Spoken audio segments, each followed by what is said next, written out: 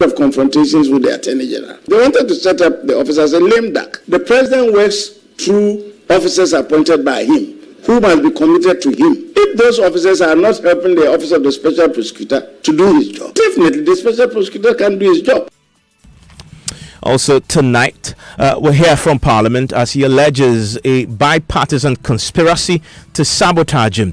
Opposition NDC dismisses media reports former President Rawlings cast doubt over the party's ability to win the 2020 elections, arguing the former president rather admonished leadership of the party to fish out elements seeking to thwart the party's victory in 2020. As Mr. President Rawlings was saying, is that some people, some individuals, that their aim is to hold on to us in opposition and look into 2024. And so we'll look out for that and work harder with our branch executives and recapture power in 2020. MPP rejects Asawase parliamentary primaries outcome, which saw Asokore Mampon MCE declared winner after regional office went ahead despite a court injunction. The New Patriotic Party respect the court, will obey the decision of the court. We were taken aback, and therefore, as we sit, the party do not recognize the supposed acclamation in Asawase. Tonight we'll hear from the regional office and lawyer for the aggrieved aspirant. And in business, price of some petroleum products expected to witness a marginal increase later this week. GFA presidential aspirant Keto Kweku urges delegates in the October 25th elections to vote for a candidate with the capacity to solve the problems of Ghana football. Details later in sports. You want to join us with your views and comments here on Newsnight? Send me a WhatsApp 0244 340437. My name is Evan Spencer.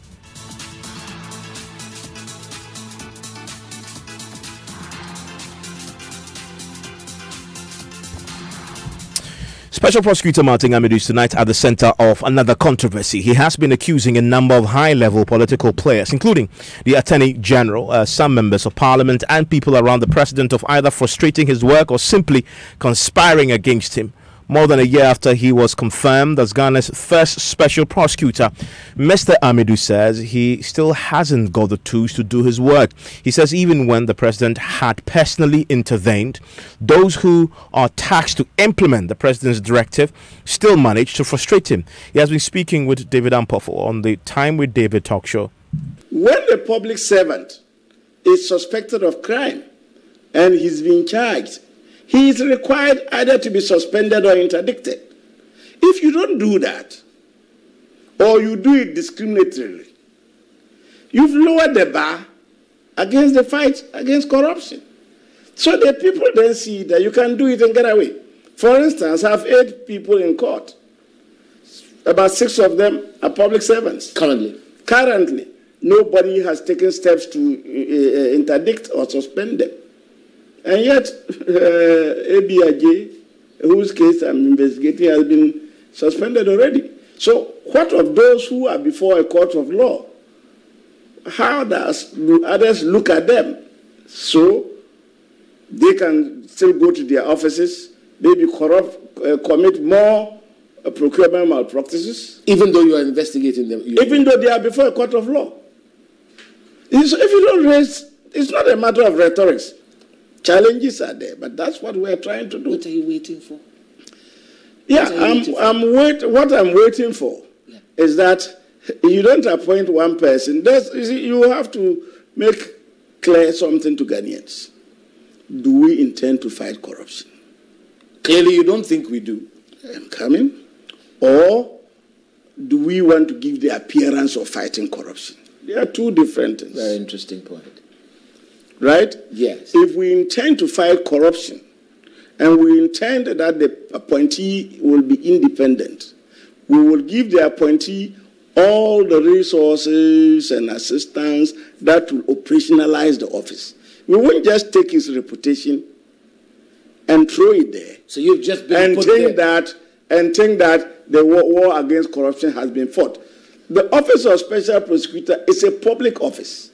And the special prosecutor must work with staff, right? If you don't give me staff, you don't expect Martin Amidu to go and investigate people, review their dockets, and go to the court and prosecute them. You're saying you don't have the tools to do your work? What I'm saying is, the president has exhibited an intention. Fine. The president is a busy man. The president works through officers appointed by him, who must be committed to him. You don't expect the president every day to get up and say what is happening. If those officers are not helping the office of the special prosecutor to do his job, definitely the special prosecutor can do his job. I have been quiet thus far because I have thought that, look, I've been in government for over 30 years. I wouldn't talk about these things. But when I begin saying that public officers are obstructing my job and people are challenging me, that's why I'm being frank with you. Yeah, but they would say to you that if you can't do your job, leave your job. I will leave the job because I am not serving those who are telling me to leave the job. I am serving Ghanaians. That is why I'm always telling Ghanaians that these are the reasons why we are not achieving what we want to achieve. But Ghanaians are not looking for your explanation on why it's not working. Ghanaians are looking for you to Ghanaians are looking to the Ghanaians are acting and criticizing based on the ignorance that their office itself hasn't got the staff and the accommodation that can accommodate the staff. I am waiting. But then those who don't know the inside say that he's ineffective. I mean, I've been Deputy Attorney General for 13 years. I've been Attorney General. I've been Minister of Interior. Why wouldn't I know what I should do? But they want results. Can you understand? No, they can't have results because they can only have results, right? Yeah. When those who are supposed to act for the president and the president himself. But the president make it possible. So then, you know what that suggests to me? That right from the top, that you are just there, really, sir, to kind of, because of your reputation, to be seen, but there's no real commitment. No. The point is, the president, when I complained about accommodation, instructed that I be given a 10-story building. So that's on course. I'm coming. That story building which was given had serious defects. I haven't taken possession of it, but it has serious defects that the office could not use to turn into divisions. You may have already heard his allegation against the Attorney General, Gloria Kufu, accusing her of attempting to pass a legislative instrument to make him a lame duck prosecutor. I was shown a 3-story building as a place to begin working from. At that time, the LIs had not been made, and I had to ensure that LIs were made because I had a lot of confrontations with the Attorney General about the way they wanted to set up the office. They wanted to set up the office as a lame duck, which I resisted. And there are exchanges of letters which proves it. Eventually, I got LIs which I thought could let us work. Well, just talking about the fight against corruption, he sounded very pessimistic about the fight because he believes institutions haven't been resourced, but also the political will doesn't appear to be there. Just over the weekend, the president has been touting his achievements in this particular area dealing with corruption and talking about how under his watch the funding for the various anti-corruption institutions has been increased in a way that he believes to be unprecedented in Ghana's Fourth Republican constitutional history. Listen to the president speaking in Canada over the weekend. Despite the crudely orchestrated effort to brand my government as corrupt, we're fully engaged in fighting corruption, not just in words, but more importantly, in deeds. Every allegation leveled against my appointees have been investigated or are being investigated by the authorized institutions of our state, who are the constitutionally mandated bodies to clear them or otherwise, not me. I will not sacrifice due process in order to play to the gallery. The promise to establish the Office of Special Prosecutor has been met. The accountability institutions, such as Parliament, the Judiciary, the Office of the Attorney General, the SHRAJ, and the Auditor General, have seen systematic increases in their funding by my government. 2017 witnessed a 25% increase in allocations to these 5 institutions over those of 2016. 2018 witnessed a 34% increase over 2017. And the 2019 mid-year budgetary allocation is virtually at par with 2018. It therefore does not come as a surprise that in the Global Corruption Barometer conducted by Transparency International and Afrobarometer, 60% of Ghanaians in 2019 believe government is doing a good job at fighting corruption, as opposed to 25% in 2015.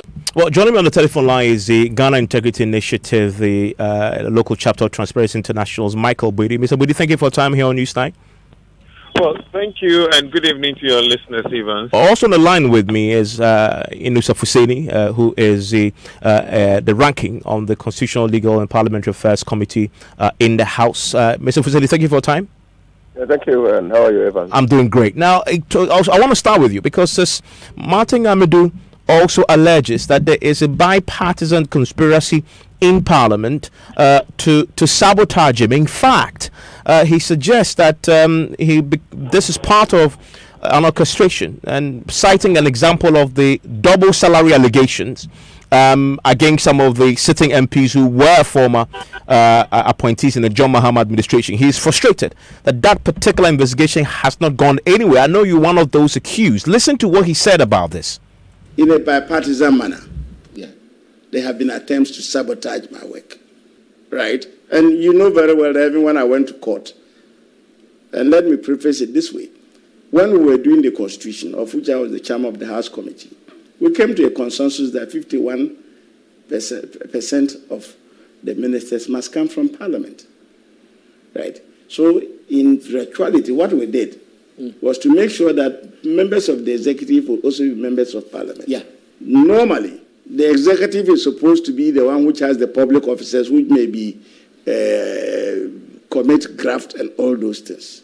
But in this situation, you have people from the executive being the majority in the from the legislature, no real separation of powers, yes. Being the majority in the executive. So when you're going after somebody who has abused his office, you're also going after the same person who is a member of the legislature or a former member of the legislature. So when I sent one former minister to court, the speaker invited me to his office and tried to persuade me as to how I should behave. And I told him, no, I won't. He wrote to the judge, which I found very surprising, with a certificate, directing the judge how he should behave. The judge turned it down. There is nothing like a bipartisan interference in the work of the Office of Special Prosecutor. When the legislature, which made the law and gave the independence, tries to interfere with how it is executed. When ministers or former ministers take double salaries, 1 year now, nothing has happened. That is abuse of office for private profit. What is happening? I had made a statement about it. Nobody is looking at that. Everybody is looking at me. Was I set up as a citizen vigilante to come as special prosecutor so that at the end of the day, failure will be put on me? I don't want anybody to put the failure to be able to nip corruption in the back on me because I've created a reputation and you brought me to do the job and then I'm not getting the tools to work. Don't put it on me because I'm ready to work. Mr. Fuseni, is there a bipartisan conspiracy to sabotage him because of some of the issues, double salary and others that he's been pursuing? Well, let me first of all thank you for allowing me to listen to the conversation Martin Amadou had with David Ampofo.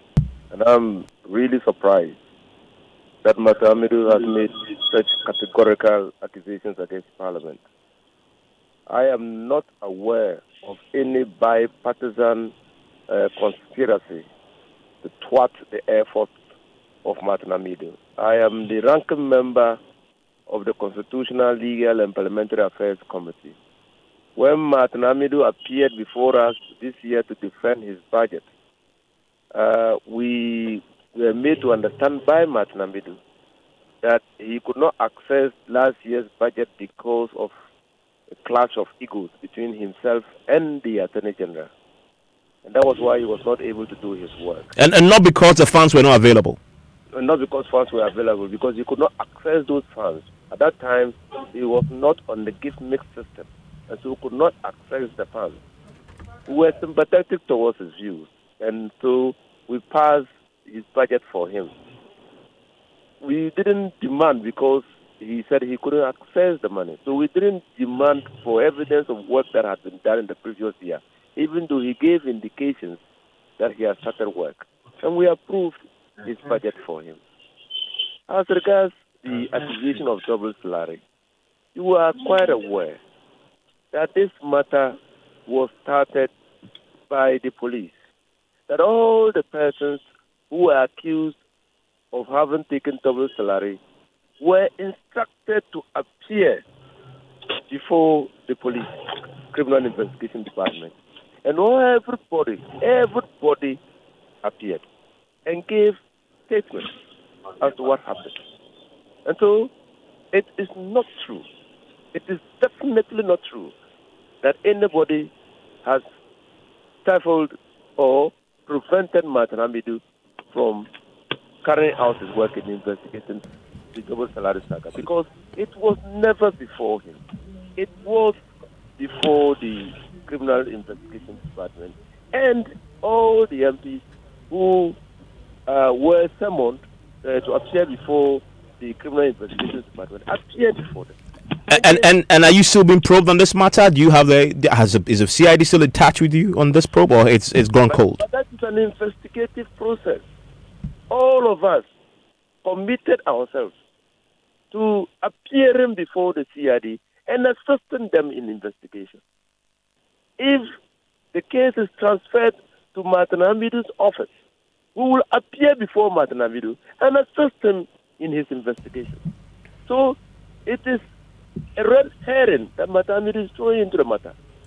One, he was not seized with the matter of investigating the allegations of double salary. And two, I can assure him that his views are not the views of the court. He believes that there was an abuse of office. These are his views. And we are running a system which gives every person a right to be presumed innocent.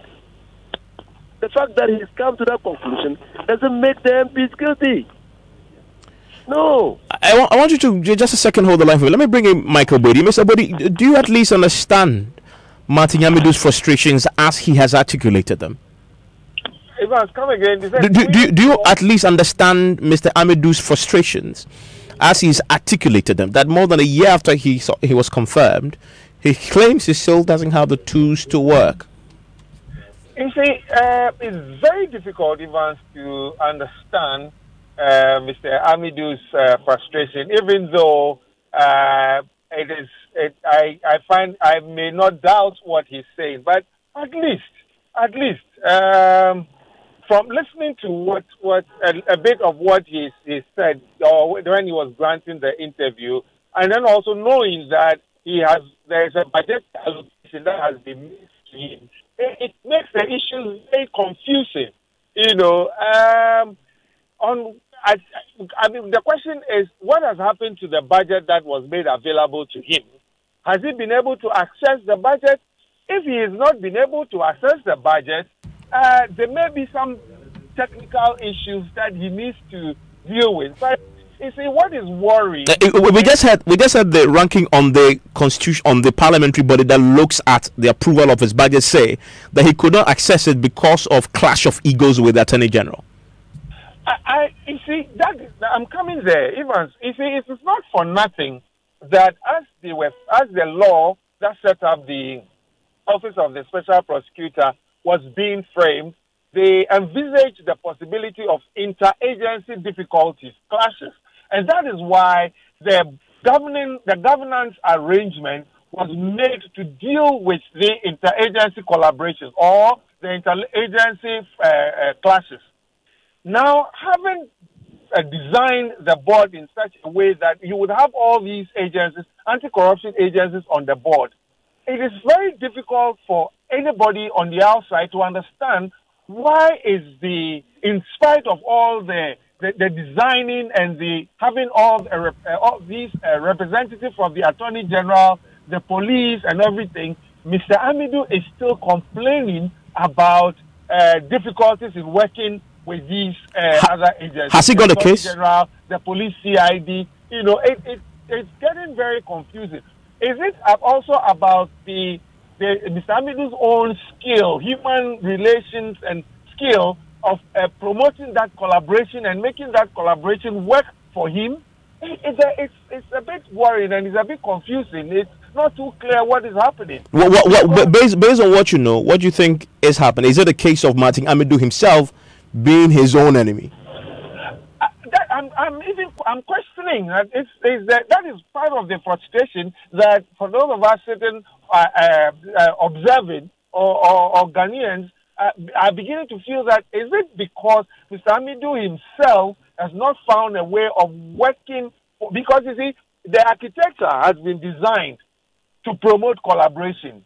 So how is it that that collaboration is not working such that on one breath we are hearing Mr. Hamidu being frustrated and not getting, on another breath we are hearing the Attorney General not supporting or wanted to create a lame duck.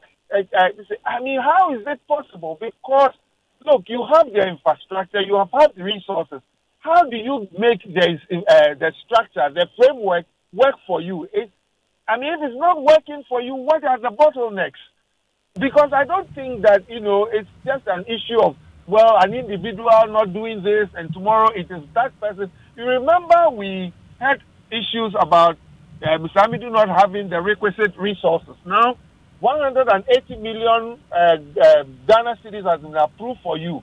Do you have the entity tender committee put in place to ensure that you are able to procure the necessary tools and things that you need? There are issues that we don't hear him say. It has always been the personality difficulties and the personality conflicts or the issues. At some point, I think that people now begin to get tired. Are you tired of hearing him complain? Well, I have personally, on my personality, I have said that, it looks like Mr. Hamidu is writing the second book of Lamentation. Mr. Budi, I'm grateful that you joined us. Mr. Nusa Fuseni, I've heard people hauled to Parliament's Privileges Committee charged with contempt of Parliament for saying far more innocuous things than I've heard Martin Hamidu say tonight, including the fact that you guys are conspiring to hinder his work, almost an obstruction. It's a serious allegation to make against an august body like yours. Is this something that the Parliament and your good self intend to do about this? I don't think that will dignify the statement with a call to appear before the Privileges Committee. This is not the first time he said that. And the Speaker's letter is founded on law, on the Constitution. The Speaker's certificate is founded on the Constitution. And so the Speaker was just exercising his authority as the Speaker of the House to inform Martin Hamidu that even though he was not opposed to Martin Hamidu prosecuting the Member of Parliament who was being prepared for court, he was of the view that his prosecution must not interfere with his work as a Member of Parliament. Martin Hamidu has since interpreted that to be a conspiracy to thwart the performance of his work. That is his view. That's his view. And we won't dignify it by calling him to appear before the Privileges Committee. Indeed, if a motion like that is moved on the House, I'll oppose it. Let Martin Hamidu carry his own cross. Okay, I'm grateful that you joined us. That is a ranking member on the Constitutional Legal Affairs Committee in Parliament. What's your own view on Martin Hamidu's complaints tonight? You just heard the GRI's Michael Budi says he believes he's writing another chapter, book of lamentation. What's your own? Send me a WhatsApp, 0244-340437. Now, the leadership of the governing New Patriotic Party just declared as null and void the outcome of the parliamentary primaries in the Asawase constituency, which saw the Asokore Bampor Municipal Chief Executive Officer Ali Dusedu declared winner simply by acclamation. The party further considers as unlawful the decision by the Ashanti Regional Secretariat to disregard a restraining order, in fact an injunction by the court secured by the disqualified contender Manaf Ibrahim before the elections itself. The MPP held the parliamentary primaries, I'm sure you know, over the weekend in many constituencies. While applauding the outcome of the polls, the Director of Elections, Evans Nemako, told my colleague Roland Walker on the AM show the national leadership is disappointed at the conduct of the executives in Ashanti region. The party respects the decision of the court, and therefore national officers were assigned to each of the regions to supervise the conduct of these conferences. The party will not recognize the supposed acclamation if it turned out that the party was served. That notwithstanding, we are hoping that the officer assigned to the region, our first vice chairperson, will return to the headquarters with the report. Regional party will be invited and we go through these internal. You remember on Saturday, you had an interaction with Evans. Yes. And you had said that elections will not be convened there. Do you remember that? I had told Evans that the party had not been served with any court injunction.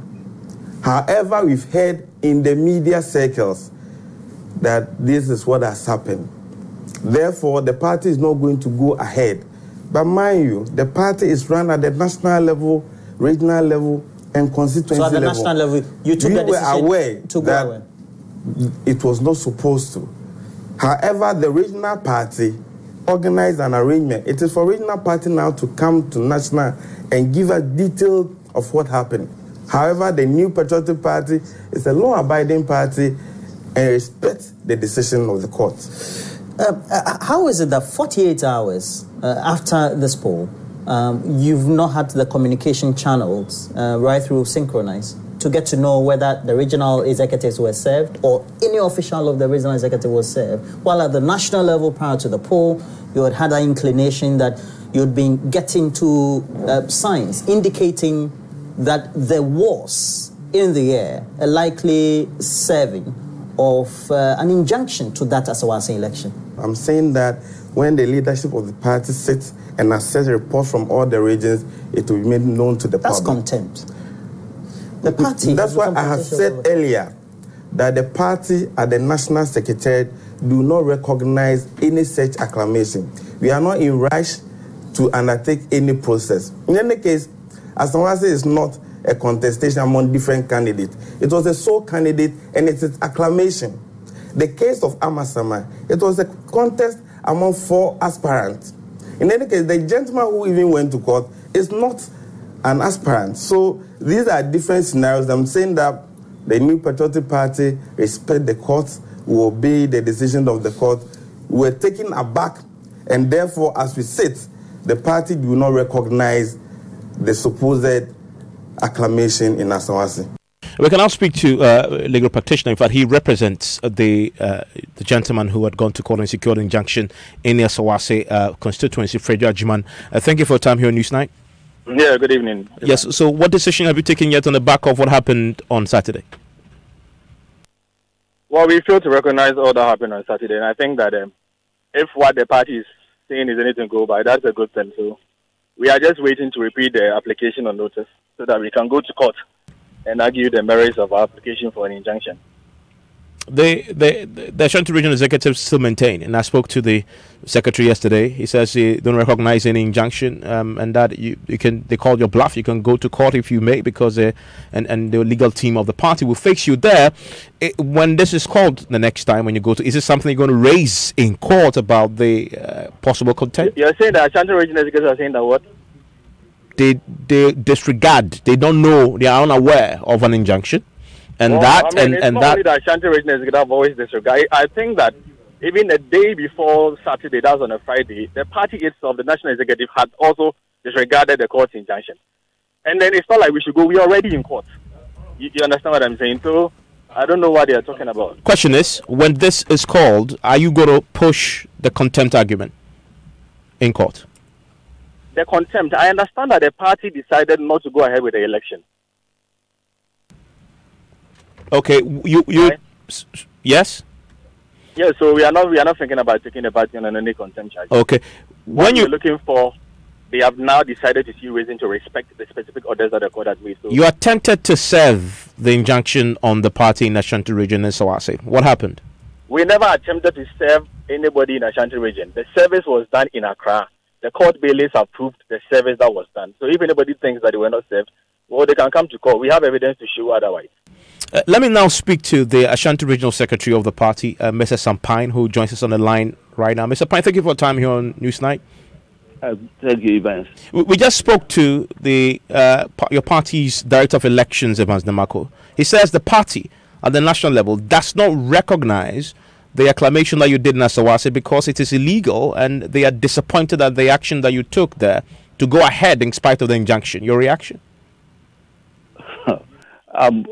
I wouldn't want to banter anybody on these matters because I know that it doesn't lie in the mouth of an individual to disregard a decision concerning primaries, because that is the prerogative of the National Executive Committee. So to that effect, I'm not going to speak to that. But he's a director of elections. Of course, he's the director of the election, but decisions concerning parliamentary primaries are taken by the National Executive Committee. But his reference substantively is to and his reference is to the injunction, the existence of an injunction of a court of competent jurisdiction. And he says the MPP is a law-abiding party, and so he simply doesn't see why the party will go ahead. Evans, I've said it over and I want to repeat it, that as at the morning of Saturday, the 8 a.m. we were starting the program, we had not received any official injunction. Not even for your party, not even for your party office in Accra, your headquarters. Yeah, well, of course, I checked. I left the headquarters around 8 p.m. the Friday night, and there was nothing like that. So I'm surprised that people are telling such a story.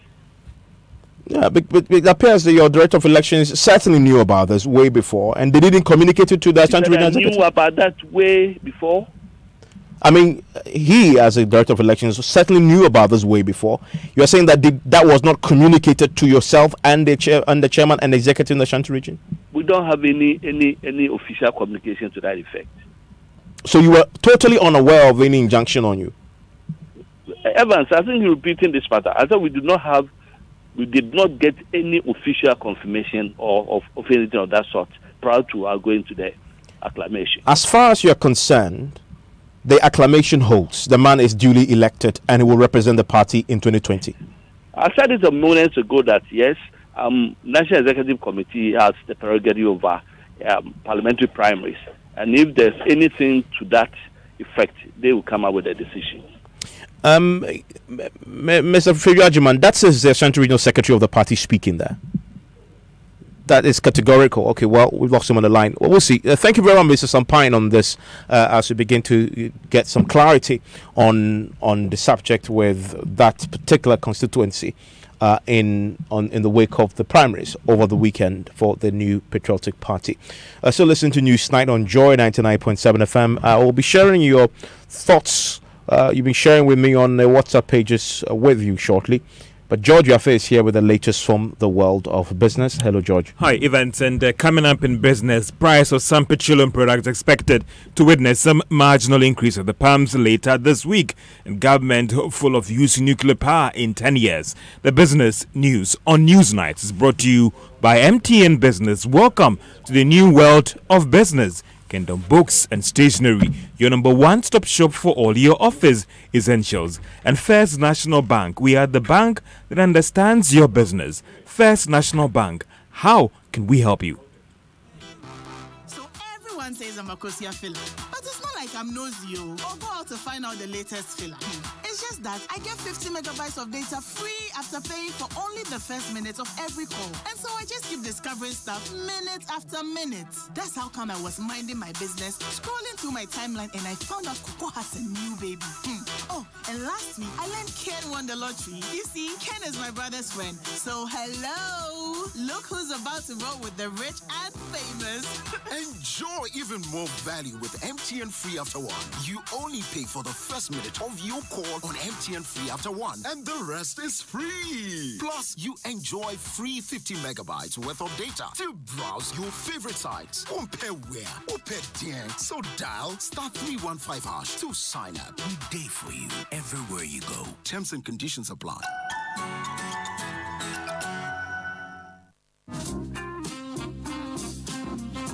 Kingdom Books this year back to school promotion is in conjunction with Citidia Supermarket. Buy school items worth 100 Ghana cedis from Kingdom Books and get 12% discount voucher to purchase from Citidia and vice versa. School items include textbooks, pens, pencils, erasers, exercise books across all Kingdom Books branches in Accra, Tema, Kumasi, Takoradi, and Cape Coast. Kingdom Books, where quality and affordability is assured. For further information, call 0302 764209 or 0302 746101 and 0501 401050. Terms and conditions apply.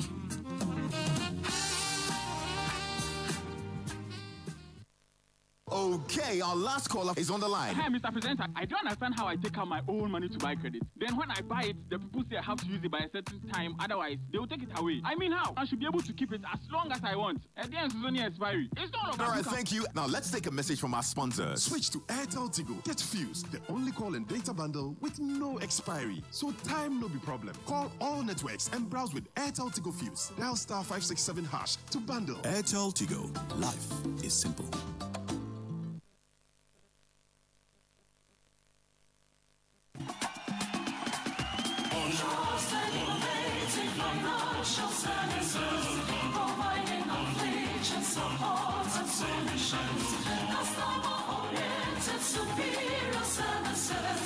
Success of our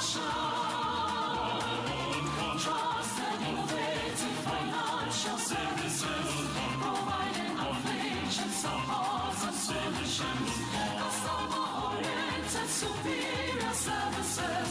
Your success of our 10 good years of loyalty, service with integrity, protective of our Ghanaian brand. 10 years of Texas, 10 years of loyalty.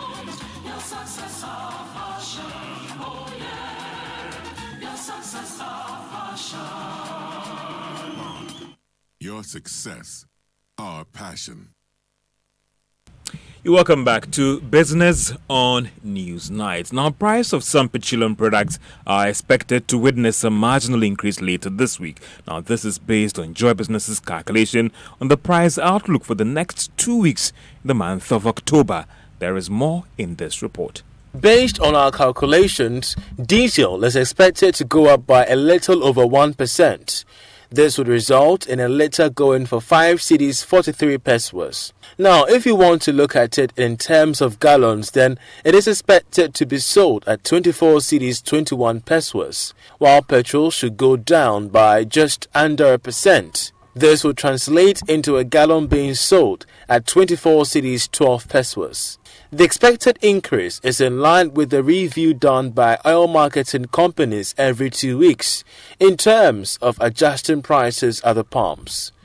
Prices of petroleum products witnessed some significant increase last month after government decided to increase some of the levies or taxes on some petroleum products. We currently have more than 100 oil marketing companies, OMCs, and it's not clear for now whether all these companies would adjust their prices in line with what has been projected. And that was a Business Desk report. In a related development, the Chamber of Bulk Oil Distributors are expected to launch their 2018 industry report. Now, this report will highlight some developments in the sector over the last 3 years and some recommendations. Now, one key area that will be of interest will be how much the country might have lost in terms of revenue to the state as a result of the activities of fuel smugglers, and also the debt position in terms of monies the government owes the bulk oil distributors. Now, government says it expects to complete work to ensure the use of nuclear power within the next 10 years. Deputy Energy Minister in charge of power, William Oreku-Edu, says Ghana has completed the required phase 1 and is currently working to commence on the second phase of the initiative. This will see Cabinet approve the plan for implementing and is expected to start later this year. Mr. Edu has been speaking to Joy Business on this plan on the sidelines between in workshop with media practitioners. Yes, nuclear energy is relatively cheaper, and of course it's renewable energy. That is the way that the whole world is moving right now, and it is imperative that as a nation we should prepare ourselves in the hope that just a few years down the road we will be in readiness if the political leaders decide to go on that path. We will be ready to embark on it, and the good thing about it is the cheapness of it. It is very reasonably priced. Currently, I think it's something in the region of 4 cents per kilowatt hour, whereas the fuels are in the region of 11-12 cents per kilowatt hour. So it is comparatively cheaper and when we are able to construct the plant, should be able to. And that's the Deputy Minister of Energy, William Oreku-Edu. The Ghana Stock Exchange will in the coming months introduce another trading platform aimed at improving trades on the market. Known as the over-the-counter platform, it is targeted at some government agencies and rural banks in the country. Eko Afezi is the managing director of the exchange. We've been throughout the whole country. We teamed up with rural banks and went to some of their places. That is another area we're going to focus on going into the future. As in they're bringing the rural banks? Yeah, but they're already public companies and they have shareholders. And what are we going to do? What we're going to do is that if you don't or you cannot meet the requirements or get the list, then just become a public company, float shares and be able to sell, allow your shareholders to be able to sell their shares on that market. It's an OTC market which will be formalized so that there will be transparency and you will not need to meet all those requirements. So there are two ways that we can get some of these companies on board. And that also can be preparatory stage to move on to the bigger market. Eko Afezi is the acting managing director of the Ghana Stock Exchange. The exchange currently has 3 markets it is managing. That is the main market, the Ghana alternate market, that is GAX, and the fixed income market that primarily focuses on bonds. Now to the stock market, MTN lost about 6 pesos to close at 69 pesos, and also CAL lost about 19 pesos to close at 89 pesos. Now Wilmar Africa says in 6 months it will unveil the biggest detergent factory in the country. The 40,000-ton capacity will help with the over-reliance on imported detergent on the Ghanaian market. Let's hear from the general manager at Wilmar, Kwame Afe. And unfortunately in Ghana, we are a consumption country. So if you take the detergent category, all the detergent soaps that are flooded market are imported. And as I mentioned, it means that we are giving value employment to other countries. But Wilmar, as a business that cares so much about Ghana, has decided to build the first detergent tower. So we will not import the base, we will produce the base, packet, and put it out there on the market. Kwame Afe is the general manager for West Africa at Wilmar, and that's all for Business on Newsnight. Well, there's a business of football happening later tonight between Manchester United and my team and Arsenal, and I'm sure you're expecting a victory for Arsenal. You know? Oh yeah, I mean, if you fail to win this game, there's no other game you can win against United. It's a cheap side for us. I know. So we're going to beat you like about 3 goals. Oh, I mean, 8 will be fine. 8 to, you know, you we'll just give you just 2. 2 is enough. Okay, yeah, that's 2 is fine. enough. You're kind enough. Yeah. Okay. Yeah. So listen to Newsnight on Joy 99.7 FM. Details more after the break.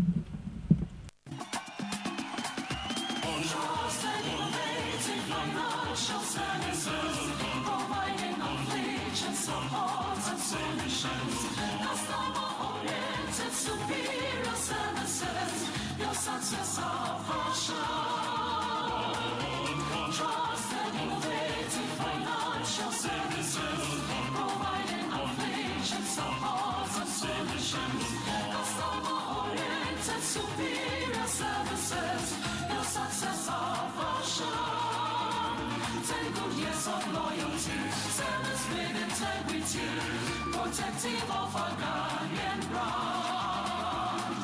10 years of Texas, 10 years of loyalty. Your success our passion, oh yeah. Your success our passion. Your success, our passion. Ma, please give me your phone. Let me make a quick call. So you're still on that network that gives you fair data and talk time, where Vodafone has double the Red 1, Red 2, and Red 5 offers. For 5 CDs, Chikra. You get 250 minutes to call all networks, 250 megabytes data, and more. I'm moving to Vodafone today. Switch to Vodafone to enjoy double Intuswar on red bundles of 1, 2, and 5 CDs. Enjoy double talk minutes to call all networks and double data to browse. Vodafone always gives you more. Dial *200# to subscribe now. Terms and conditions apply. The future is exciting. Ready? Thank you, folks. On my A list today, show some love for Contractor EB. So, Contractor, what do you think about the country's changing skyline? Oh, send them down there, Yuma. Across skyline, they change you, papa. Wow. Contractor, don't you get worried when you hear of buildings collapsing? I'm out for an answer on Tassam. It is the likability of using low quality product. Please explain why. Cement is no quality on the gasem. Village of Fefio Yosiwe. It was built with gasem. Says the gasem, construction attraction. Osi ho pumping. She N1, Kejite Market, Kotokana Kumasi Airport, Cape Coast Stadium, Atuabu Gas Project in Gasebo, Messi, what a quality. You know what is quality? Gasem, 3 cement grades, greater value. Gasem, the nation builder. Joy 99.7 FM. And you're on Newsnight. My name is Evans Mensah. A few of your messages, particularly on the conversation surrounding the comprehensive sexuality education that has generated a lot of controversy. This one from Sefa. Sent us a WhatsApp, says the brouhaha and hula baloo could have been avoided if the Ministry of Education and NACA had extensively engaged the religious bodies and major shareholders before announcement of new curriculum is made. Ernest in Taifa says, let's exercise patience for the GS to scrutinize the documents well before chastising them, knowing very well the officials have kids as well. Well, today, the Ghana Education Service issued a statement clarifying the issues. They insist that the guidelines that has generated the controversy is not an approved document.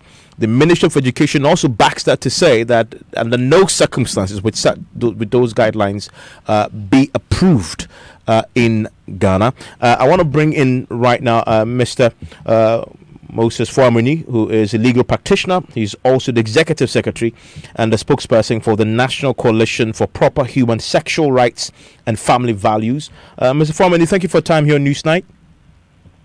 Well, good evening, Evans, and how are you doing? I'm doing great. There's a statement from the GES tonight in which they are categorical that the guidelines which I've heard you quote from, and we've seen a signature there of the GES director to the introduction, is not an approved document. What's your reaction? Does that satisfy you at all? Does it give you comfort? Well, we had an extensive program on your network, and it would seem that the attention of all those who were supposed to know about this was drawn. And if they probably didn't have the information, they had it. And so I think they looked at it and said, no, this is not something that we can push forward.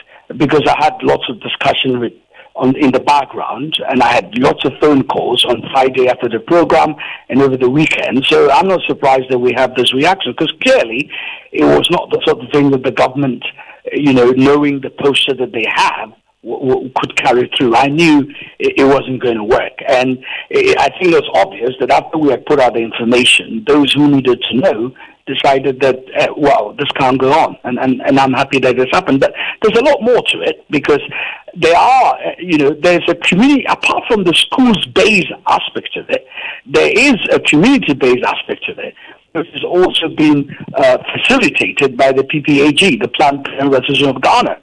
And I don't know whether they're going to stop. So I don't know. We have to look at it and interact with PPAG, because although they are an organization, they can't be carrying out illegal matters that are illegal in Ghana, including the UNESCO itself. So there are other issues that we're waiting. We're going to have lots of discussion during the course of the week, and I'm sure in the end we'll all come to the conclusion that Ghana has got very intelligent academicians and educationists. We can put together our own, curriculum that addresses sexual and reproductive rights without having an importation of a degenerate moral system superimposed by the UN system. I'm grateful that you joined us with those thoughts. That's his lawyer, Moses Fuamuni. Is the executive secretary and the spokesperson for the National Coalition for Proper Human Sexual Rights and Family Values. Let's do some sports now. Evans Mensah is Manchester United are in action. Yes. Yes, I saw your post on Manchester United. Yeah. Yes. What do you think about that post? Essentially, my point was that this is a season that will either we are fighting relegation battle or will indeed be relegated. Okay. And I think the poor shambolic planning at the top simply caught up with us. For the record, though, you still support Manchester United? Yes. Okay, right. Let's sometimes you need to die to resurrect. Okay, so you're resurrected now. No, I think we're not dead yet. I think we need to completely be vanquished, and then through that process of pain and torture, there will be rebirth. Okay, right. So, just like the eagle, right? Yes. Okay, right. Now, Ghana Football Association presidential aspirant Keto Kweku is urging delegates in the October 25th elections to vote for a candidate with the capacity to solve the problems of Ghana football. Your decision to vote should not depend on your relationship with your daughter. Your decision to vote must not be based on the fact that I hate this person or this guy is my business partner. Your decision to vote must rely heavily on who will provide the solution to an ailing industry. In that instant case, the woman hated that daughter so much, but she had the antidote to her ailment. She was her savior, not the beloved daughter.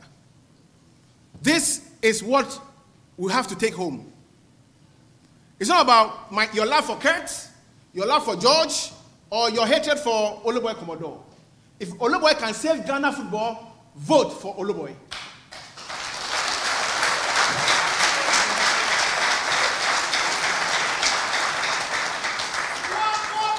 Our industry needs Kurt. Our industry needs George. Our industry needs Palmer. Our industry needs Naya Aponsa, Amanda Clayton, George, and Fred Papo. Why must we be fighting amongst ourselves?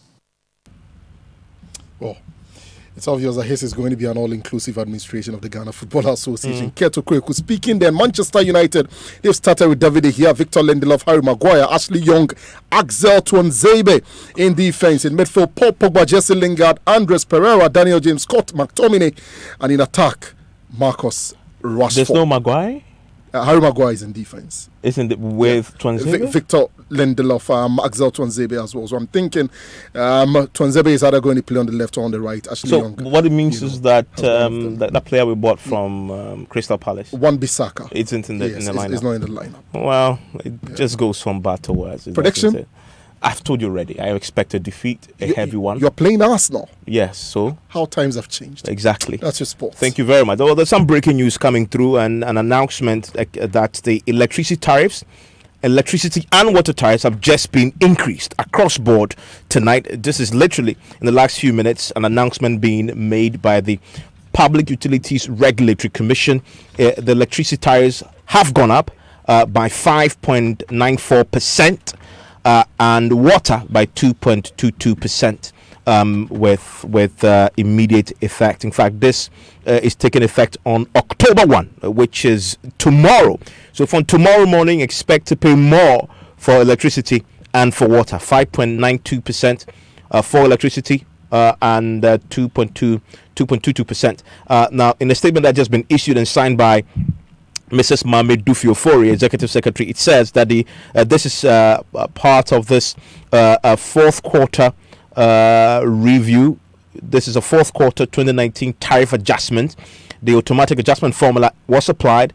Is a tariff mechanism that seeks to track and then incorporate movement in key determining factors to reflect the real cost of electricity and water quarterly. The factors that they considered included the Ghana cedi US dollar exchange rate, price of crude oil and natural gas, fuel price, the fuel mix as well, generation mix, power purchase cost, demand forecast, electricity cost as well. The Commission, however, wishes to reiterate its commitment to embark on effective tariff monitoring program aimed at providing the end user improved quality of service. If you're just listening and just joining us, electricity and water tariffs have gone up effective tomorrow morning. 5.94% for electricity, 2.22% for water. Now, 6 more serving military officers have been picked up by police in connection with the alleged plot to attack the presidency and destabilize the country. Lance Corporal Ali Solomon, Seidu Abubakar, Albert Baba Ibrahim, Godwin Ni Ankra, and others are accused of attempting to destabilize the country. They were in court today and have been remanded in BNI custody. My colleague Matilda Vomega has the following report. The 6 were charged with possession of explosives, arms and ammunition without lawful authority in a hearing which lasted less than 10 minutes. They are Lance Corporal Ali Solomon, Albert Baba Ibrahim, Godwin Ni Ankara, and Sylvester Kpebu, with a female soldier only identified as WO2 Esther. Only one of them had legal representation. The 6th soldier, Seidu Abubakar, broke down in tears when they were called into the dock. He could only utter "my family" when the judge asked if he was being manhandled. Seidu added, "I don't know anything about this issue." The judge then asked the prosecutor, "What is the problem? Do they have access to their family?" To which the prosecutor answered, "Not at the moment." The judge then turned to the only female suspect and asked, "Do you have a lawyer?" Amidst sobs, WO2 Esther stated, "My husband is here, but they have not allowed me to see him." The judge then turned to her husband and asked if they had a lawyer, and he answered no. The judge then told the prosecutor that the suspects should be allowed access to their families and lawyers while in custody. A senior military officer, Colonel Samuel Kojo Gameli, and a civilian employee of the Ghana Armed Forces, Gershon Akpa, were last Friday arraigned and slapped with similar charges as part of what government says an elaborate plot to subvert the state. The 3 other suspects, including the CEO of Citadel Hospital, Dr. Mark Pam, were charged last week Monday. The case of the 6 soldiers have been adjourned to October 9. Matilda Pamaga for Joy News.